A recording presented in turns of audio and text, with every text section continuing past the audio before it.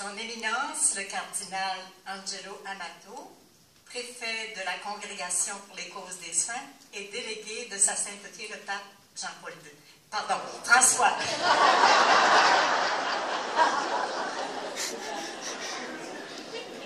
Monseigneur Luigi Bonazzi, nonce apostolique du Canada. Monseigneur Paul Lortie, président de l'Assemblée des évêques catholiques du Québec.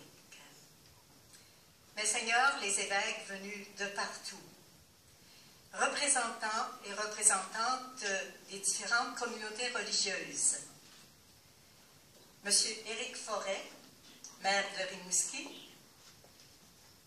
et représentants des autorités civiles des différents paliers de gouvernement, et en particulier messieurs les députés Guy Caron, Harold Lebel et Jean-François Fortin.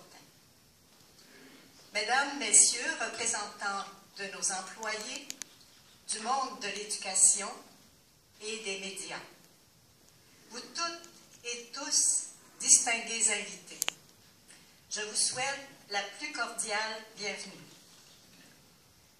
La fête est commencée. C'est une grande joie pour les sœurs de Notre-Dame du Saint-Rosaire de vous accueillir chez nous en notre maison mère. Comme vous avez pu le constater en arrivant, elle est bien visible dans la ville de Rimouski.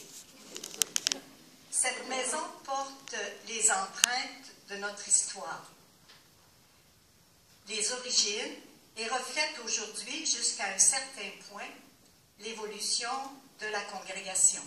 Elle a été agrandie en 3 temps différents. Votre présence ici en ce moment de notre histoire nous honore particulièrement.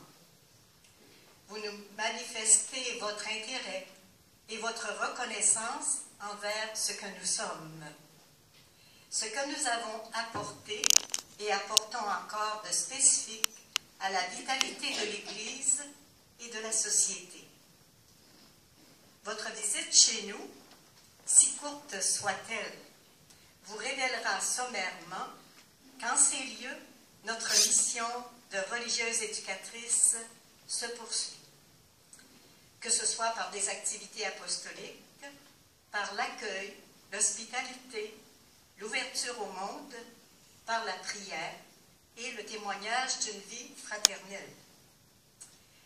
Vous ne pourrez certainement pas rencontrer les 245 religieuses qui vivent dans cette maison. Cependant, je vais vous présenter celle à qui on a confié l'organisation de la maison et l'animation. Et c'est notre sœur Marthe Malenfant. Alors, je vous demanderai de se lever. C'est elle la grande responsable.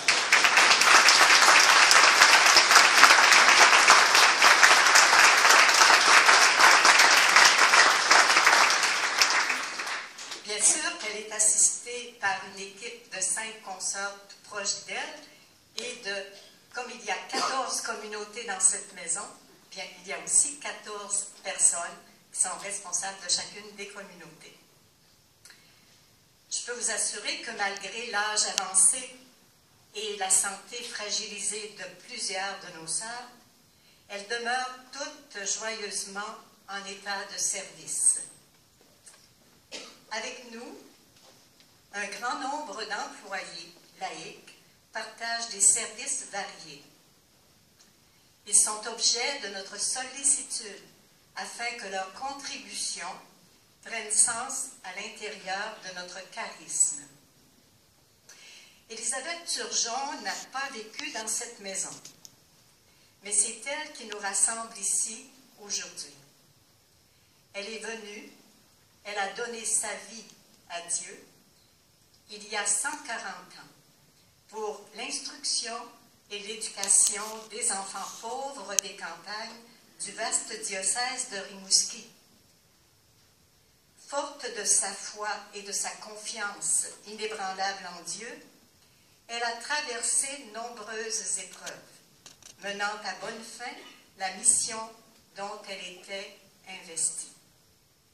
Il me semble qu'elle nous lance aujourd'hui le même défi, celui d'aller au bout de notre mission, quelle que soit la fonction, ecclésiale, religieuse, civile, que nous exerçons pour le service de nos frères et sœurs. Merci, distingués invités, d'être avec nous. Que l'événement qui nous réunit nous permette de créer de nouvelles solidarités, d'alimenter notre foi et notre espérance, tout en ajoutant de bons souvenirs à notre mémoire. Cordial bienvenue, passez de bons moments chez nous. Merci.